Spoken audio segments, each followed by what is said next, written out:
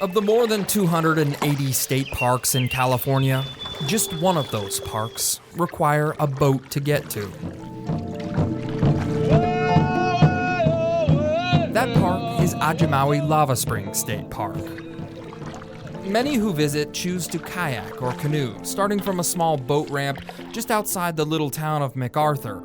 It's here that a narrow channel surrounded by grass and tule plants eventually leads you to open water.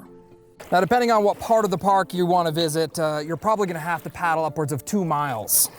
Ajumawi Lava Spring State Park is one of the nation's largest underwater spring systems. The crystal clear water literally boils from the ground and feeds a spider web of lakes, rivers, and creeks, ultimately saturating Shasta County's Fall River Valley. Now, when you finally do reach the park, you're gonna want to be respectful because this area was and still is the ancestral home of the Ajumawi people. We're keepers of the land from the Creator. Ajumawi we're the water people, and some people call it where the rivers come together. Virginia Mike is a cultural liaison with the Ajumawi people, which is a band of the Pitt River tribe. I mean, look how beautiful it is right there. You can see. Can you see the fish? Virginia teaches younger tribe members like Antonio Mendoza about the Ajumawi culture and the importance of the water that helps isolate and protect the ancestral lands here. The importance of the water to the Ajumawi people because it's life. Without water, there's no life. As she walks Antonio and I along the lava rock trails, Virginia leads us to a shoreline. Here, you can still see ancient fish traps built by Ajumawi fishermen. They may look like piles of rocks, but those rocks are placed in such a way that trout and suckerfish could be pushed up or herded from deep water to shallow pools. The opening are out there where we herd the fish in. And once we herd them into that pond there, then we close it down and they are herded further in, up here into the shallower areas where they're easier to catch. We are not sharing the location of these fish traps to prevent disturbance, but Virginia wants visitors to know what those traps look like so boaters can avoid them.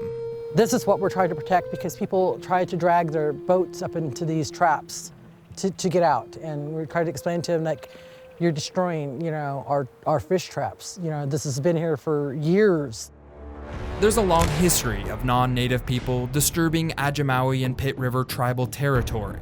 With the help of the U.S. military, early settlers in the 1860s forced Ajumawi onto reservations so their land could be farmed and logged. We were massacred for our land. They put bounties out on our heads, $100 a head. Why aren't you in here asking PG and E to leave? They're the ones that are trespassing on the land, not the Indians. Hold it right up.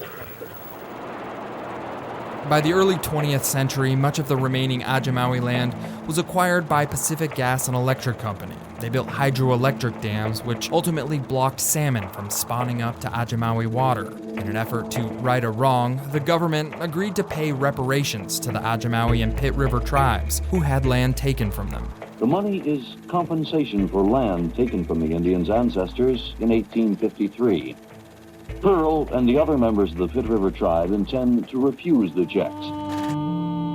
This 1970s documentary shows the conflicts that arose after the tribe learned they would only be paid 47 cents an acre for their land. The pitifully low price was based off the going rate for property back in the 1850s.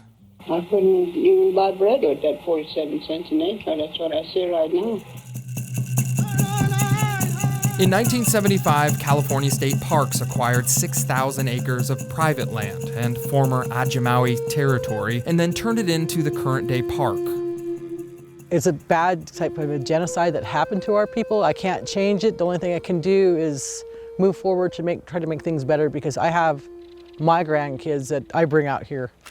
Virginia hopes that one day the ancestral land will be returned to her people.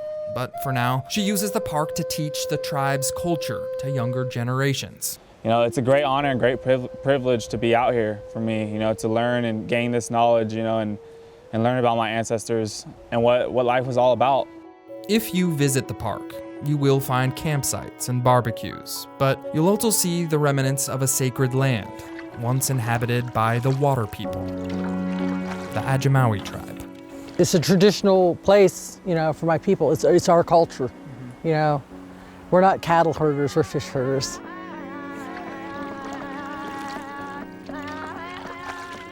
From Ajumawi Lava Spring State Park, I'm John Bartell. Hope to see you on the Backroads.